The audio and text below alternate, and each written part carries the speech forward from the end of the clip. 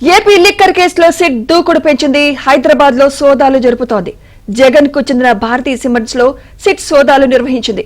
ఇప్పటికే అరెస్ట్ చేసిన బాలాజీ గోవిందప్ప భారతీయ సిమెంట్స్ లో డైరెక్టర్ గా ఉండడంతో ఆ కంపెనీలో సోదాలు జరిపింది. ఇదే అంశంపై మరింత సమాచారం మా క్రైమ్ కరెస్పాండెంట్ ప్రవీణ్ అందిస్తారు. ప్రవీణ్,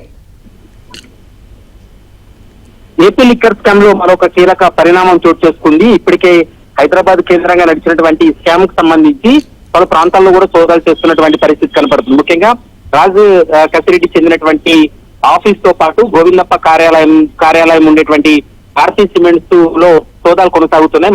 మరోవైపు నానక్రమ గూడలో ఉన్నటువంటి చాణక్యకు చెందినటువంటి టీ గ్రిల్ రెస్టారెంట్ లో కూడా ప్రస్తుతం సోదాలు కంటిన్యూగా కొనసాగుతున్నటువంటి పరిస్థితి కనపడుతుంది. ముఖ్యంగా ఏపీ మద్యం పాలసీ అంతా కూడా హైదరాబాద్ లో వీళ్ళు పలు సందర్భాల్లో చర్చించడం, మరోవైపు ఇక్కడ డెన్లు ఏర్పాటు చేసుకొని ఆ నగదును కూడా ఇక్కడికి వీళ్ళు సప్లై చేసినటువంటి పరిస్థితి ఉంది. వాటన్నిటిని కూడా డెన్లకు తరలించినటువంటి సందర్భం కూడా కనపడుతుంది. మొత్తం 7 ప్రదేశాల్లో గతంలో గుర్తించడం జరిగింది.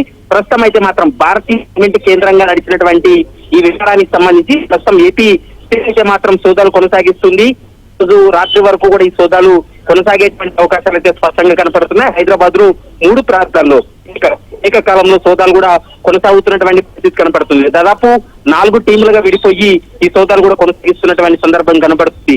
మరోవైపు భారీ ఎత్తున అవినీతి జరగడం, దాదాపు 35,000 కోట్ల రూపాయలు అవినీతి జరగడంతో పూర్తి స్థాయిలో సిట్ కూడా ఇన్వెస్టిగేషన్ కొనసాగిస్తుంది. కాబట్టి మరికొద్ది సేపట్లోనే సిట్ కి సంబంధించినటువంటి వ్యవహారం పైన ఒక క్లారిటీ వచ్చేటువంటి అవకాశం ఉంటుంది. ఏమైనా కీలక డాక్యుమెంట్లు కావచ్చు, గతంలో లిక్కర్ పాలసీకి సంబంధించి ఈ ప్రైవేట్ కంపెనీ వాటికి సంబంధించిన ఆధారాలు లభ్యమవుతాయా?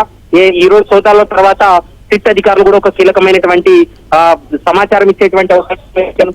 అయితే ఉదయం నుంచి కూడా సోదాలు కొనసాగుతుంది. ఈ రోజు రాత్రి వరకు కూడా ఈ సోదాలు కంటిన్యూగా కొనసాగేటువంటి అవకాశం అయితే కనపడుతుంది. Right, thank you Praveen.